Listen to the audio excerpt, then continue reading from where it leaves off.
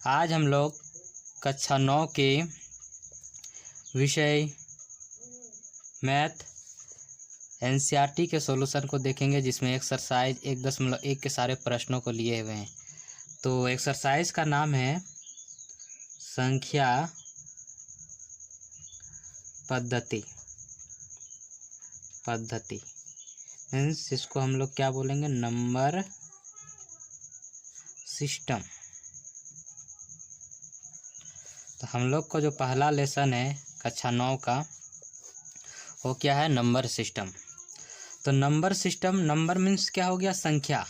System, इसके बारे में हम लोग देखेंगे कि कौन कौन सी संख्याएं होती है, उसी से रिलेटेड यहाँ पे प्रश्न पूछे गए हैं जो एक्सरसाइज 1.1 के हैं। तो पहला में हम लोग जो जैसे हम पूछें आपसे कि आपके हाथ की कितनी अंगुलियां हैं, तो आप काउंट करना शुरू करेंगे कैसे, 1 2 3 4 5 6 7 8 9 10 और आप बताएंगे 10। तो आपका जो नेचुरल रूप से इसमें क्या निकला, 1 2 3।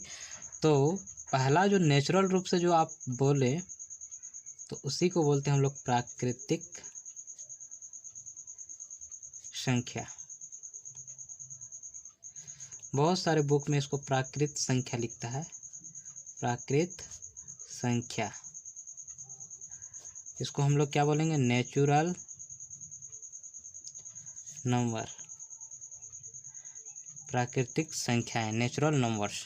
तो नेचुरल नंबर्स क्या होती हैं कि वैसी संख्याएं जो 1 से शुरू होती है। कहाँ से, 1 2 3 4 अप टू सन इन्फिनिटी। ये मतलब कुछ भी 1 से लेके कुछ भी हो सकता है, 1 2 3 4। ये हो गया प्राकृतिक संख्या। इसके बाद आता है दूसरा में हमारा पूर्ण संख्या। क्या, पूर्ण संख्या। पूर्ण संख्या, पूर्ण संख्या को हम लोग क्या बोलते हैं, इसे होल नंबर बोला जाता है। होल नंबर, इंग्लिश में इसे होल नंबर कहा जाता है। तो होल नंबर क्या होता है कि वैसी संख्याएं जो शून्य से शुरू होती है। कहाँ से, शून्य से, 1 2 3 4 टू सन, इस तरह से ये बढ़ती जाती है। प्राकृतिक संख्या या प्राकृत संख्या कहाँ से शुरू होती है, 1 से, और यदि उसमें हम लोग 0 इंक्लूड कर दिए तो वो मेरा पूर्ण संख्या हो गए। अब बात करते हैं नेक्स्ट, पूर्णांक संख्या। पूर्णांक संख्या, पूर्णांक संख्या क्या होती है, इसको बोलते हैं इंटीजर्स। इंटीजर्स क्या होती हैं कि वैसी संख्याएं जिसमें क्या हो, यहाँ 0 हो गया। और हम लोग एक चीज़ जानते हैं कि नंबर लाइन जैसे हम लोग जनरली खींचते हैं तो यहाँ पे शून्य होता है।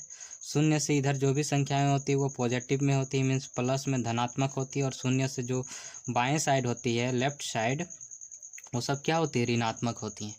तो इसमें से क्या होता है, पूर्णांक संख्या में इसमें धनात्मक संख्या और ऋणात्मक और साथ में शून्य को भी शामिल किया जाता है। तो धनात्मक में आएंगे तो क्या आएगा, इधर मिलेगा +1 मिलेगा, +2 मिलेगा, इस तरह से मिलेगा। यदि इसके इधर पीछे आते हैं तो क्या मिलेगा, -1 मिलेगा, -2 मिलेगा, इस तरह से। तो इधर भी बढ़ते जाएगा। तो ये जो हमें एक कलेक्शन मिला, 0 1 2 3 0 -1 -2, इस तरह से। तो इस पूरे कलेक्शन को ही हम लोग क्या बोलते हैं, पूर्णांक संख्या। पूर्ण मतलब पूरा, पूर्ण हो।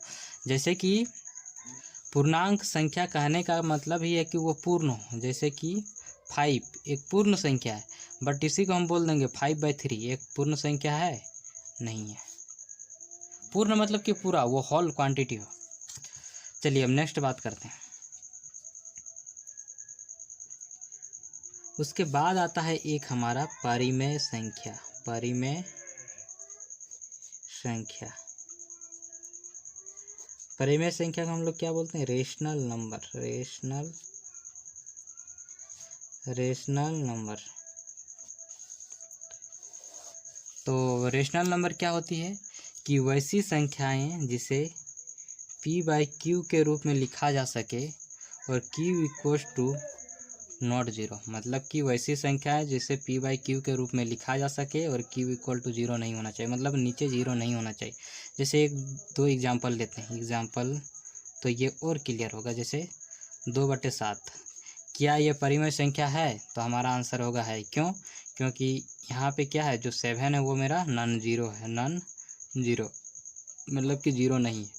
हमेशा जो हर में क्या होना चाहिए कि ज़ीरो नहीं होना चाहिए, और ये दोनों संख्याएं क्या होना चाहिए, पूर्ण संख्या होना चाहिए, तभी हम लोग उसको क्या बोलेंगे, परिमेय संख्या।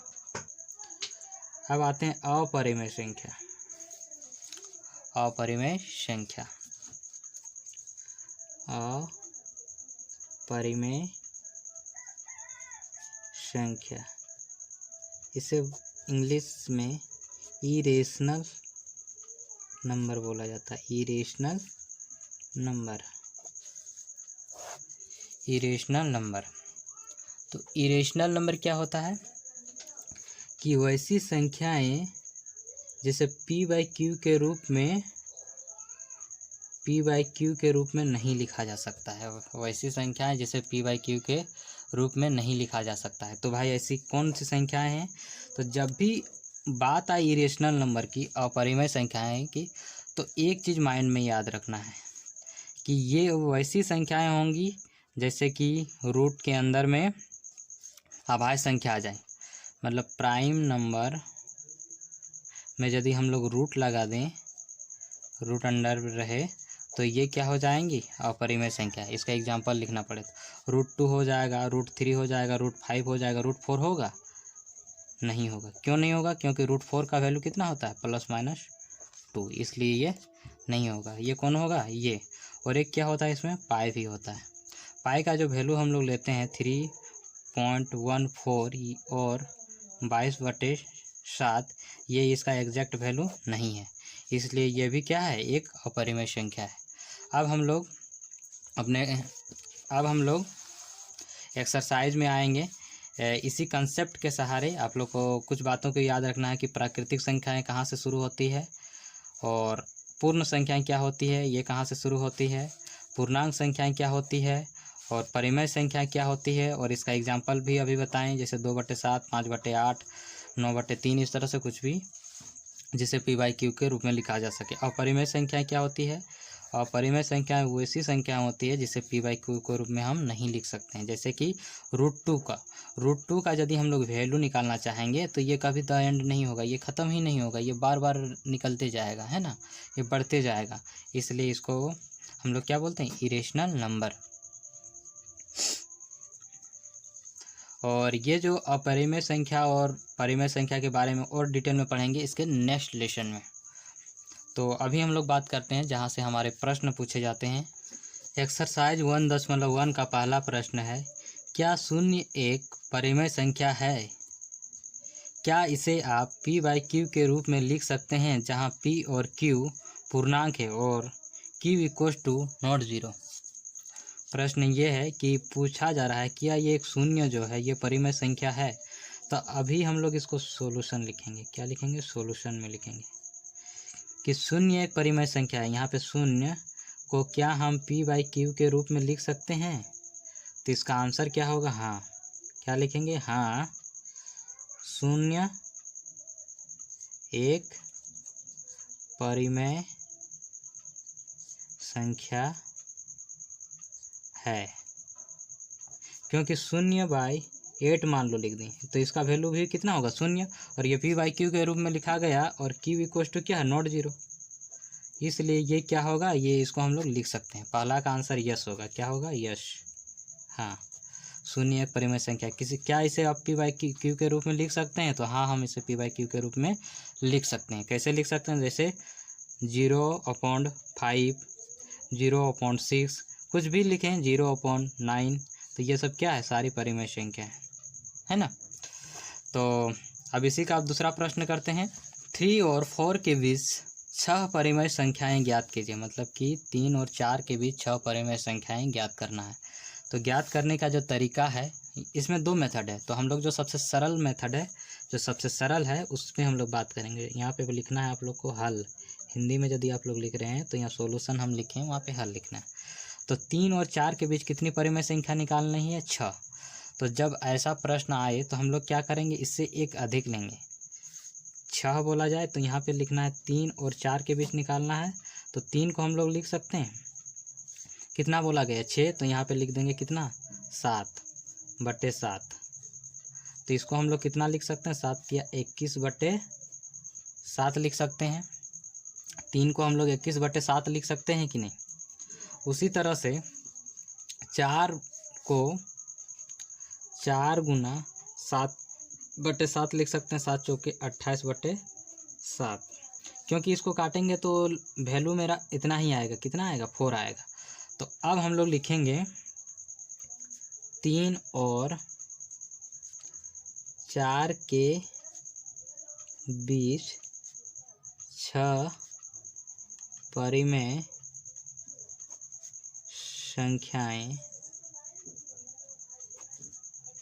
संख्याएं निम्नलिखित